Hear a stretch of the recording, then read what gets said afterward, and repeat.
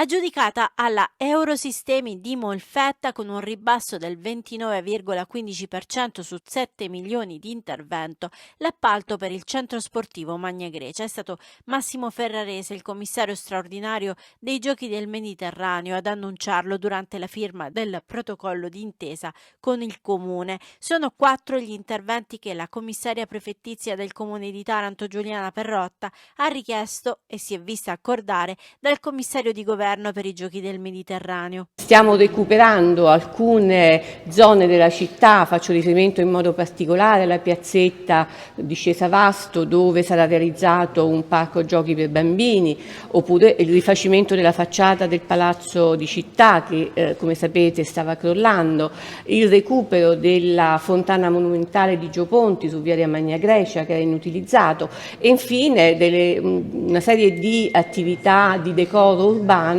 che insomma faranno in modo che la città di Taranto si possa presentare nel modo migliore in occasione dei Giochi del Mediterraneo. Un tesoretto da quasi 18 milioni di euro, quello nelle mani di Ferrarese, provenienti in parte dai ribassi delle gare d'appalto e in parte da fondi risparmiati dal Comitato dei Giochi, con cui il commissario intende adempiere non solo all'accordo con Palazzo di Città, ma ad aggiungere delle opere alla città. Fra queste la pista di pattinaggio alla Salinella, le strade per il ciclismo e altre opere all'atere delle strutture sportive appena costruite, come il grande parcheggio vicino allo stadio Iacovone, un totale di circa 10 opere di contesto. 4 sono state già proposte dal commissario e le darò immediatamente, farò progettare queste opere immediatamente, sono già in contatto con gli architetti e altre 6-7 le ho già individuate. Tutti i cantieri sono partiti tranne quello che doveva partire per primo, che è il centro nautico, dove purtroppo c'erano dei problemi